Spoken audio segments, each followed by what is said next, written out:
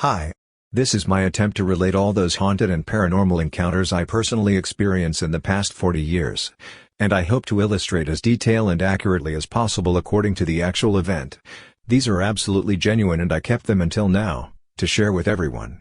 I hope you are ready. Let's begin. Before we begin, please help to subscribe to the channel. It will not cost you anything, but your subscription would meant a lot to me. So please go ahead and click on the subscribe button now. And, please share it with your families, friends, and colleagues on all your social media platforms, so they can enjoy these stories too. Let's continue.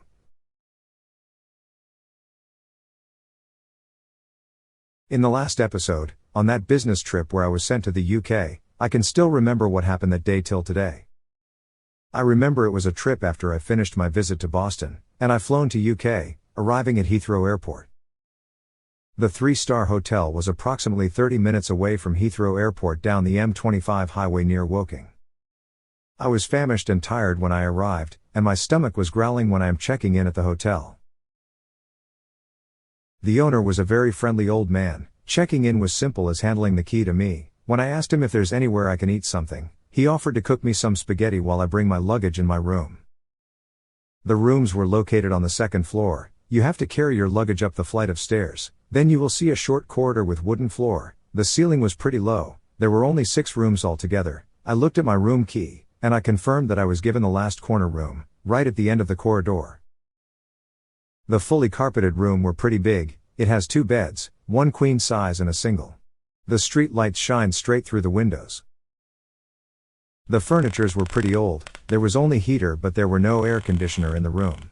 You can actually hear your own footsteps walking as the wooden floor makes the squeaky sound.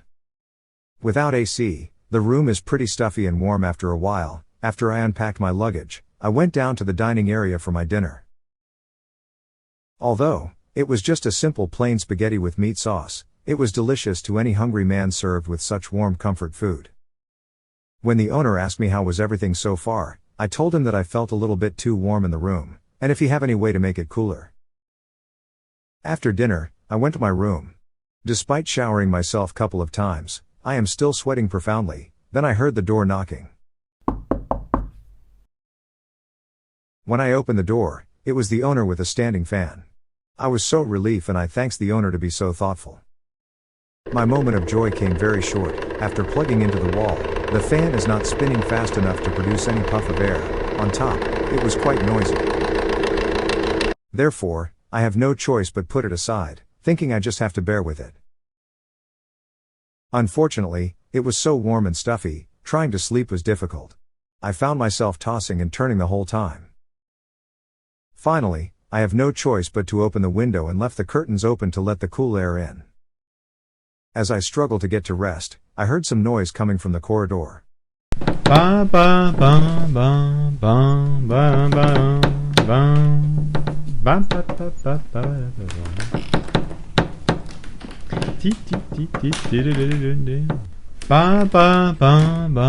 ba ba. It sounds like some drunk hotel guest just got back from drinking. I looked at my alarm clock next to my bed. It was just 3 a.m. in the morning.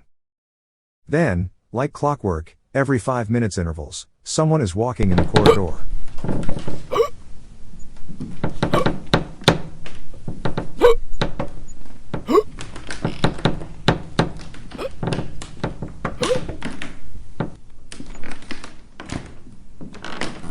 I don't know why that person was in the corridor, but his hiccup is definitely affecting me. Then suddenly, the grandfather clock from downstairs struck 4.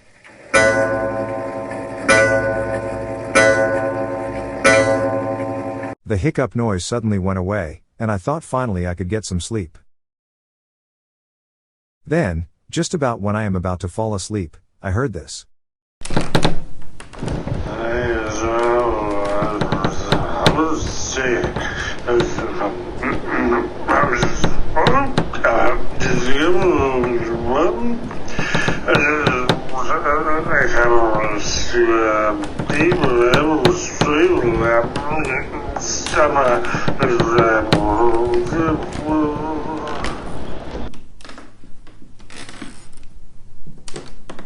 Then, I heard someone trying to open my door, turning my doorknob.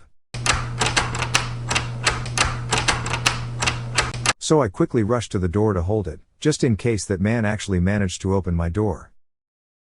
Then it stopped. So I leaned forward to peep into the peephole trying to see who he was.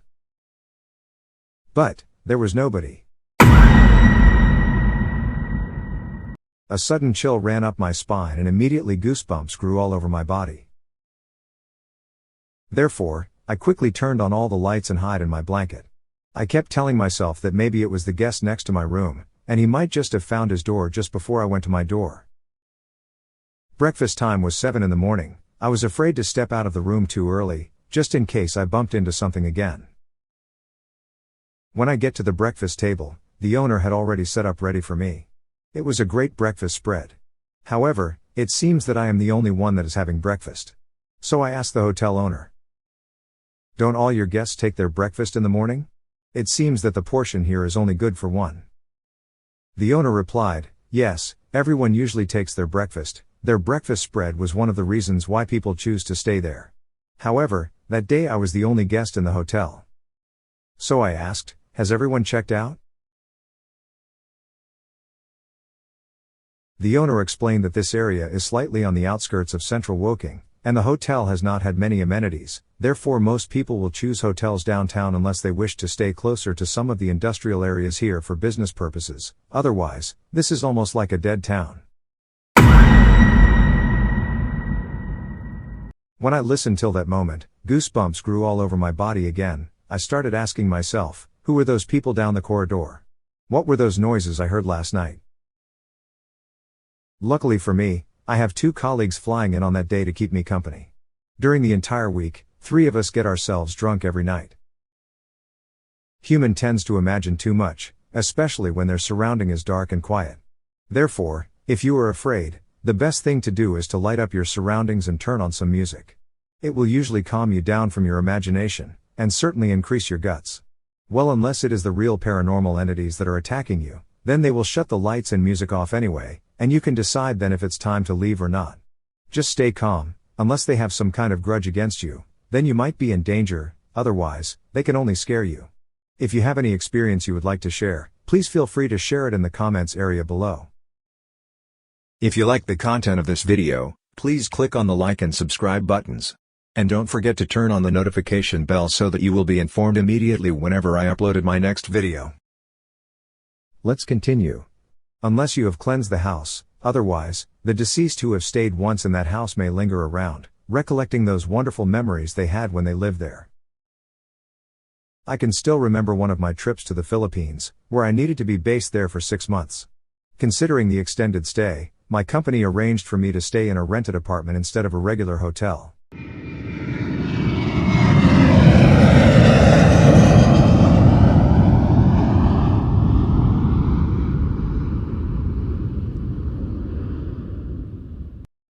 The apartment was pretty new at that time. It was considered one of the luxurious housing for the locals, even for the rich and famous.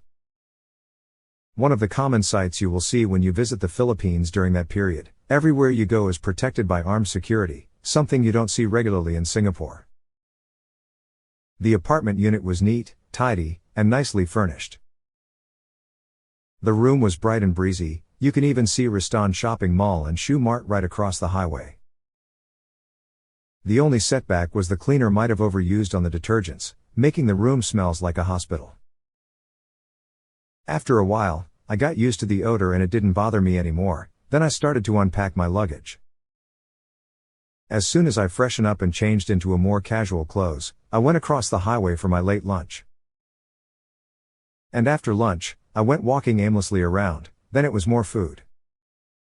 Then I went to Paranormal for some seafood. It was dinner time by then. After dinner, I went back to my apartment and take a shower. Around 10 I was deep asleep. The environment was cool, quiet, and peaceful. I slept like a child all the way till dawn.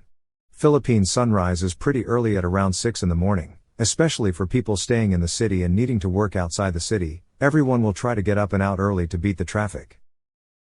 When my watch alarm clock rang, it was quite bright in my room since I left the curtain wide open. It's already 7 and I knew I am slightly late. And I knew I made a mess in my room because I was rushing to get ready.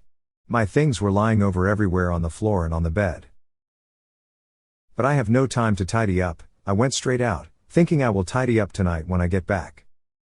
Traffic has already built up by the time I got out. Everyone was heading out of the city.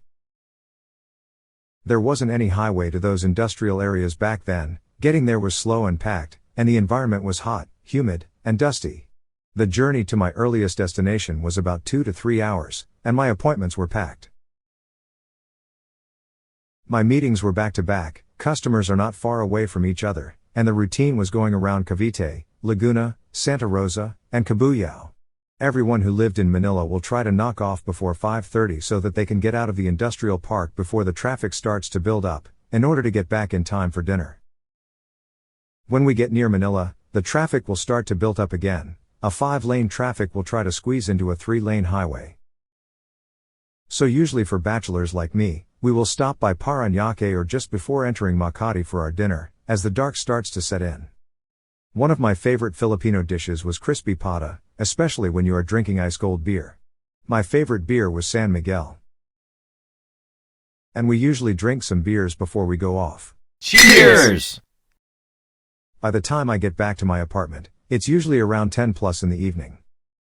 When I get back, the room was neat and tidy again, and you can smell the odor of the detergent alcohol again. Philippines is usually hot and humid, but the room was cool and breezy. To my surprise, my bed was neatly made and my luggage was neatly packed and stowed. I remember my bedroom was in a mess that morning when I left for work, and I intend to tidy up when I got back. I thought the housekeeping must have helped to tidy up for me. So, I didn't suspect anything strange and went immediately to bed after I bathed. Every day, I went through the same routine: wake up in the morning, go to work, stuck in the traffic, meet my customers, stuck in the traffic on the way back, take my dinner, come back to my apartment, wash up and go to bed, day in and day out. No matter how messy I left the room will be tidy up by the time I went back. And all the while when I stayed there, I was thinking that the only setback was the cleaner uses too much detergent to clean the house, making the whole place smells like a hospital. Then one day, I noticed my bedsheet was starting to turn yellow. I am worried that the housekeeper only makes the bed but didn't change the bedsheet, therefore I decided to remove the bedsheet and try to send it for laundry. After finding out that most of the laundry shops were always closed during the weekend, and they usually don't open very early on the weekday and knock off before 7 p.m., I decided to call my office to arrange the housekeeping to change my bedsheet instead. Then my office tells me that they did not arrange for any housekeeping all this while, and I am supposed to do my own laundry using the washing machine provided. Immediately goosebumps and hairs raised all over my body. At that instant, I immediately asked my office to book me a hotel, and I packed up my luggage and left the apartment. When I am downstairs waiting for my transport, I asked some of the security guards do they know what happened to the apartment I stayed. They told me that the previous occupant was a pretty young lady, who took her life drinking Dettol because of some love affair scandals. However, she was always nice to everyone and known to be very neat and hygienic conscious. Now I knew why I kept smelling that odor. It was actually Dettol. She must be around in the apartment with me all the time. And she must be the one that helps me to tidy up the place and make my bed. I wonder how often you travel alone abroad? Did you meet any friends during your work? I did, in fact. He was very responsible and hardworking. Let me share with you on my next episode, Hardworking Friend.